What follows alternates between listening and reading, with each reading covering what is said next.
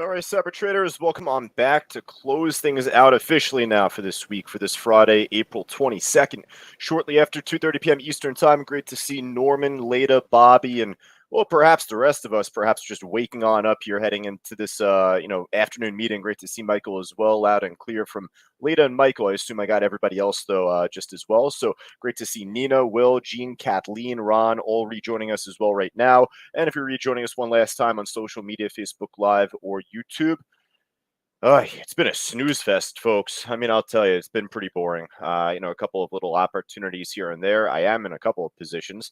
It's pretty interesting because I ended up wrapping up a couple of different coaching calls today, and really the theme behind those two, in fact, were don't force trades. Obviously we say it on Mondays and Fridays here in the cyber group room for students like Bobby and James, but it's to say, like, you're not really supposed to be seeing as much of an active market heading into a Monday or Friday, not as much news that's out company wise, at least on those days. And well, to be transparent behind it, here on the East Coast, here specifically in New York, it's freaking gorgeous out again, right? So we're finally over the weather hump, and a lot of us just really want to start off the weekend early. That's not just me saying that personally. That's just really the general theme over, these warmer weather months or warmer weather days.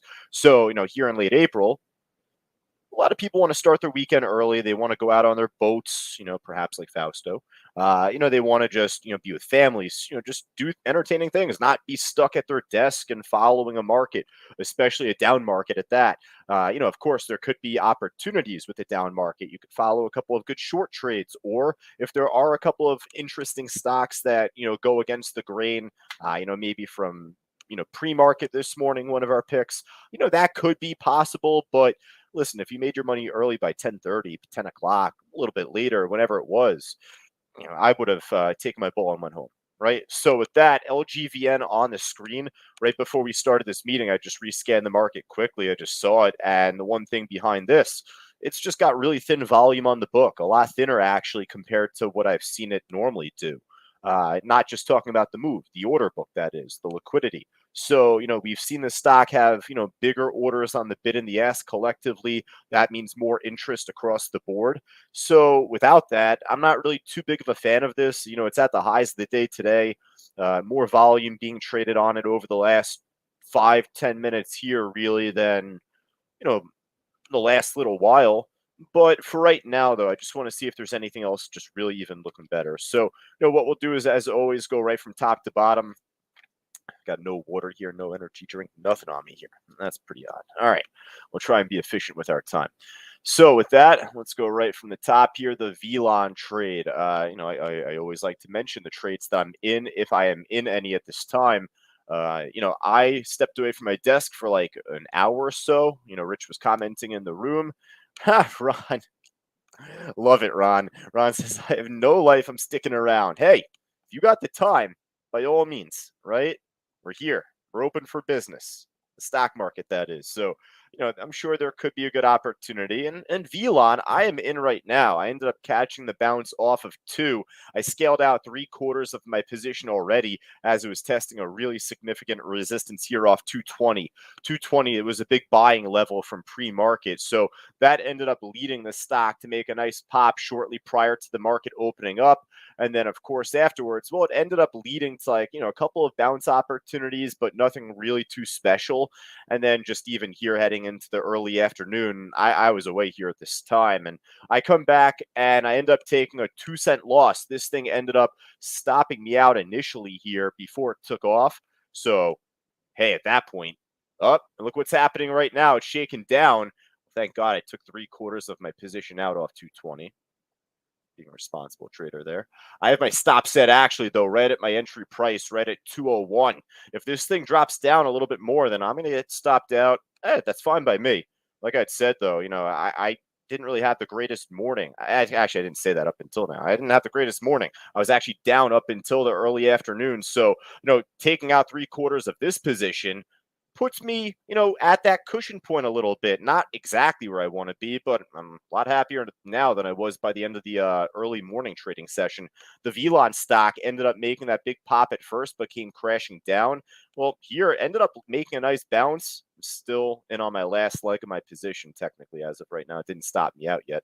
But hey, for right now, for this afternoon, normally this type of stock trading 150 million shares when it normally trades like really next to nothing day-to-day basis, normally it would be pretty exhausted at this point. So I don't know. I'll put this on our watch list right now. A little reluctant. Hey, just because I'm in a position doesn't mean I'm going to put it on the list. This was looking good just up until now. So this last shake here leads me to think it's only going to actually drop off more. So I hope that doesn't happen. I have it on our list for right now. Perhaps it'll be taken off our list if it ends up tanking lower. Let's see what else we got, though. Otherwise, the BKEP, which I haven't really seen up until right now. Oh, you know what? Actually, I have this. I forgot. Yeah, that's right. It's a buyout. So, these don't move. I took one look at it super early pre-market and walked away. The second trade that I am in right now, I told you I was in two. The second one, MITQ, I ended up missing the bounce from where I really wanted to get in. So on this trade, I told you I stepped away around like 12 o'clock time or so, 12:30, and I wasn't really following the market at that point. So I ended up missing this because I had my level prepped up and set up here. Even from the market open, I was saying on this MITQ, watch out because I think there's a good chance it's going to find support. You could see the two lines I have on my screen here. I ended up plotting this when I was on a call with one of our students in a coaching session, and just to show them, and well, here just to show everyone now, that 135, 138 range I had plotted on my main screen as a key bounce level and ended up making that exact move. I'm not in it from there. I ended up catching the bounce, thankfully, off the 150 level. I had my stop set super tight on this too, just in case, for a stock like this that's so exhausted normally, or rather, again, catch myself, for a stock that's so heavily traded when it's normally not trading, 83 million shares day to day, it's more exhausted than anything. So I took this trade off 150, still in. I have my stop set right at 150. So fortunately, I could say it didn't stop me out. It didn't touch 150. And to me, that's actually a pretty bullish sign. So how about this? For all of us inside the live trading room, more so my students inside the Phase 1 stock course that we finished up today, this past week, quick little pop quiz. How about this for like Ron and Bobby and Kathleen, Jean, all of our longtime students and our newer students like Nina and James, etc. When an order on the bid, an iceberg order on the bid support gets broken through, what color comes up on the tape on the time and sales window?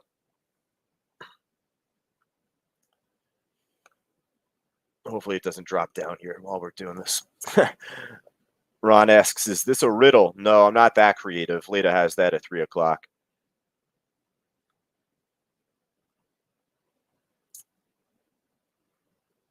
A few of us saying green. Uh-oh. You got to go back in class, folks. Uh-oh. And I think a couple of us may have tailed Nina's answer at first. But red on the tape. When an order on the bid gets filled, and it's okay, Nina, I'm teasing there, but when an order on the bid gets filled, you see red on the tape, order on the bid. So when support gets broken through, you see a ton of red, right? Well, the fact that we didn't even see 150 get touched right there, well, that means that as of right now, there's no major selling interest at 150. Again, that's subject to change. That's subject to change. But, hey, that to me is a pretty bullish sign as of now, especially off the slingshot that it had where it broke under 150.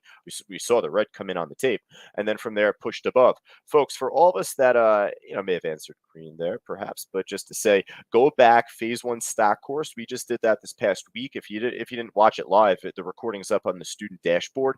But of course, we just did that here for the month of April. We did that back in the month of December. We did that back in the month of August in 2021 prior.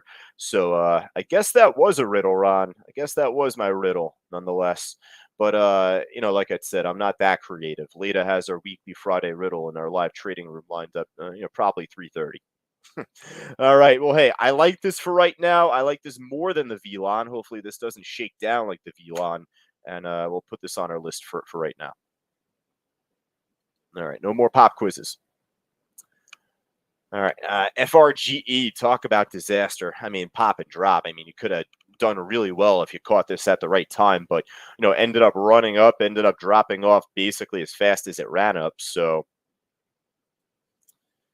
pass on that. You know what? I wanted to jump to UVXY here because, oh, as my trader's dyslexia. Geez, how about that on top? I skipped over the Sky H trade. I didn't mean to. Let me click on this first. Sky H. Uh, hey, it's pulling back down now. It's actually tanking off the high there. Made a clear false breakout over what seems to be resistance off 820. Yeah, 820. Nasty drop. So at this point, more reluctant following this trade, Sky H. What's funny though on top was I clicked on this UVIX thinking it was UVXY. Let me jump to UVXY here.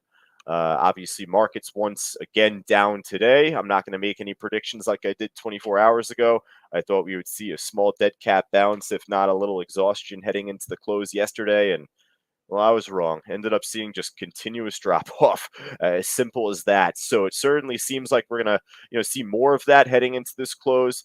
But the thing is that with that in mind, it's the end of the week. So at the weekly close, you may end up actually seeing that short covering at this point. So I'm not going to hold my breath waiting for that. Norman asks inside the live trading room, does it mean Bitcoin is dropping as well? Yeah, Bitcoin's been dropping back down, and I wasn't really showing much Bitcoin the last week because, to be transparent, I didn't jump back in. So at first, I was a little like, oh, shoot, did I just miss the next bounce here? But I was pretty reluctant even jumping in, so I didn't want to even show it as much as it ran back up. I'm happy I stayed out, came right back down. So we've been talking forever about like 40,000, 40,500, namely, as that main range that we need to see Bitcoin hold over. Well, it's back under it now. It's back under it by like 1,000 points. So I'm even more pessimistic about the drop off, now than ever. So it's not looking too good with this pullback in the market. I think long term, or not long term, we're going to be looking great, but it's a matter of when, right? When are we going to get that ultimate bounce? Well, if it's going to stay under that 40,000, 40,500, Norman, I'll do a more extensive video on Bitcoin very shortly from now. If not over the weekend, then early next week. Post on our YouTube channel there for all of us on our social media channel right now joining this live stream. But, nonetheless, though, not looking too good. All right, what's looking better right now is the VLAN trade. VLAN's actually pushing back up. VLAN pushing back up to 218, 220. Let me jump to that really briefly. Kind of fell off on a tangent there. I wanted to jump to UVXY though, and really just say, with the market dropping off, UVXY in particular, I'll put that on the watch list. It's more of an ETF, of course. So, if you don't really trade ETFs with success or really at all, I wouldn't suggest following it. But for anyone like Johannes or, namely anyone else in our live trading room that does follow the ETFs or UVXY in particular, then definitely I would follow it for you. Right now, the VLAN trade, though, nice little push back up. So this actually looks a hell of a lot better now than where we left off with it, thankfully. All right, the HCDI trade. I didn't trade this one. Ended up making a nice push from the market open. Broke out from that 250 level. Ran up pretty nicely. Had dropped back down. And really at that point, it's kind of do or die. It's going to either hold that resistance as support or it's going to flounder under it and then just really just continue to pull back. So thankfully, it led to the run after. I'm talking about at 10 o'clock in the morning Eastern time, made that ultimate bounce off of 250, popped up towards 3. So it gave us that opportunity, right? From there, though, well, you see what happened. So, not much happening right now on this HCDI. Just to be transparent, as I always am, I always like to say things like this, but the market dropping off as much as it is, not expecting to find, really a whole lot on this gainer side here. TCAT, familiar name, crap chart, really crap volume, if anything, decent, chart. It's at the highs, but we've seen the stock trade way more volume than what it's doing right now. So Meant to scan up here. So there's not really much else that's really on the gainer side at all right now, aside from the inverse ETFs. I see DRIP, FOS, SQQQ, and all the others. I'm not going to single them out really, aside from UVXY.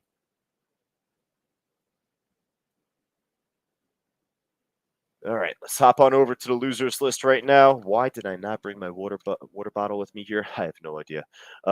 Dogs ended up dropping off midday. This thing got crushed, right?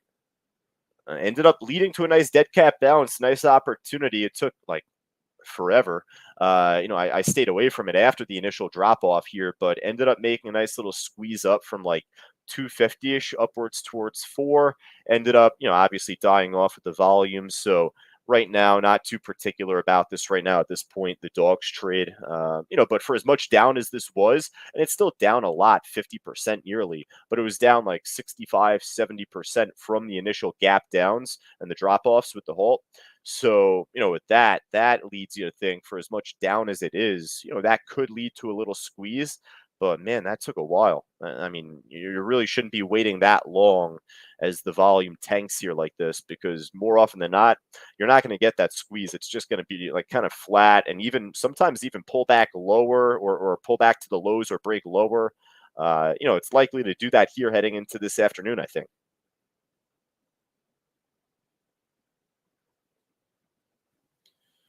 All right, the GPS trade gap ended up making a nice drop off from pre-market, not so much after the open, a little chop, and then ended up breaking back up. At that point, ended up finally holding a key level I was calling out from the day. It was like kind of dancing around it at first, but off the 1175 level, that led to a pretty good short opportunity. I was following that with one of our traders in a coaching call as well.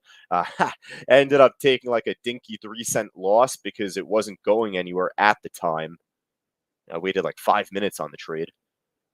And then next thing you know, the second I get out, the thing drops. So, it just goes to show, at least if you're following the right levels, worst thing that happens is you end up getting stopped out, as so long as you set your stop at a reasonable price. I even did that, and I just didn't even follow my first instinct, and I yanked the trade beforehand, and it ended up making the move that I wanted it to make. So from there, Jim, I ended up jumping in back in this trade as it ended up pushing above and then back under that 1175 level. I could zoom in on the chart there.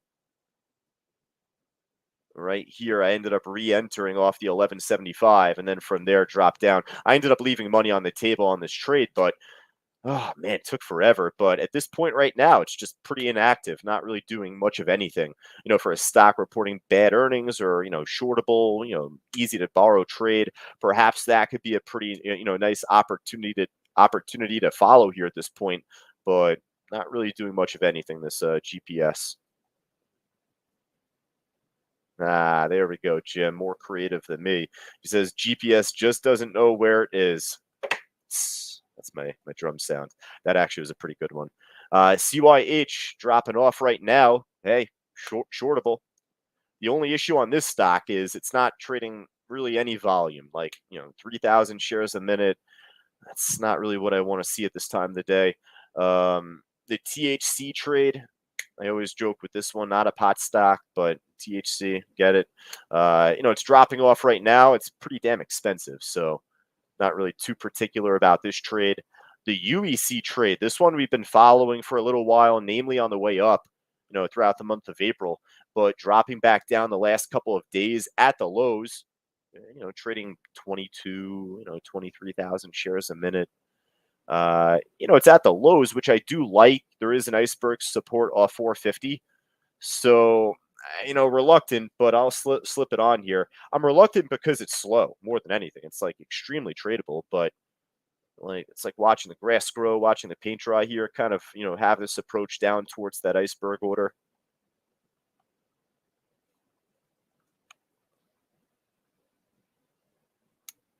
All right, folks, let me see. I don't think there's like really much else that looks like a familiar name on the loser side here. AEO, maybe? Is that American Eagle Outfitters? It is. It's at the lows. Right? It's trending down nice. This looks better than UEC. So if I put UEC on the watch list, I feel like AEO, I don't know if this is earnings related or not, but I mean, hey, as far as just a tradable stock, shortable trade, heading into the afternoon, we'll take it. Norman's saying CYN worth watching. So I'm going to need a little help here, folks, for all of us on YouTube, Facebook Live, for Norman and all of us live inside the Cyber Group room. If there's any other stocks that you want me to look at, just type it in the chat board. Obviously, the CYN for right now, squeezing back on up here. Yeah, looking really nice, really from 230. As soon as we start this meeting, it ended up making a nice bounce from $2.20, pushing up. You have about 106,000 share order on the ESC sitting there at 250.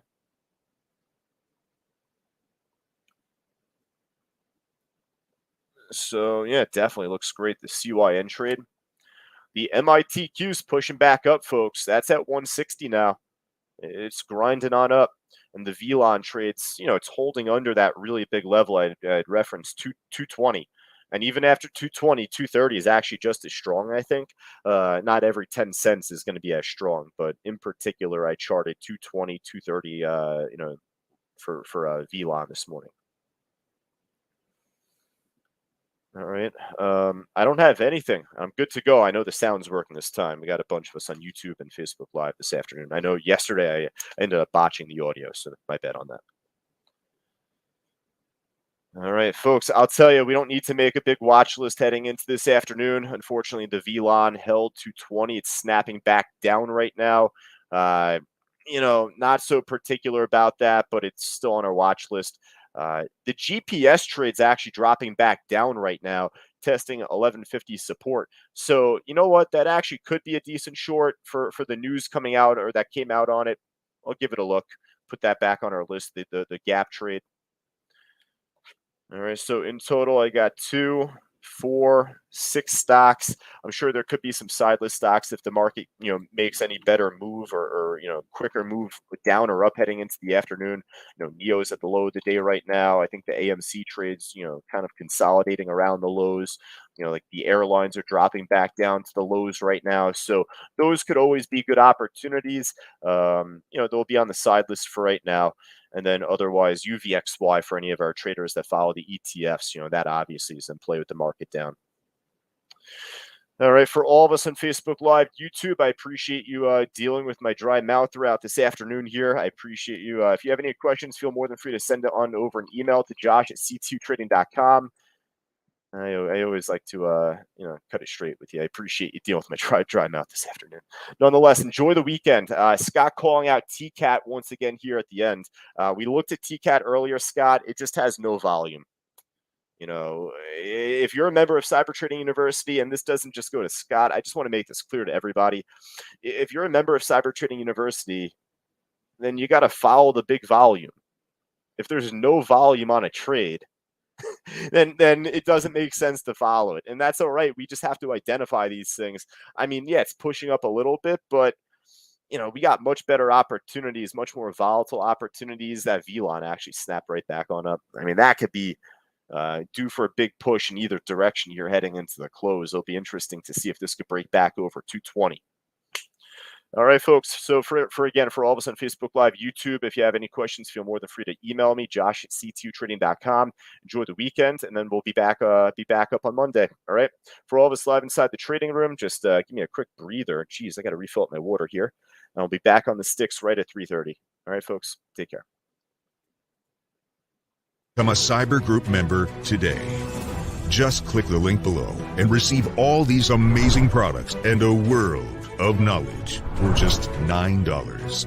Do it today.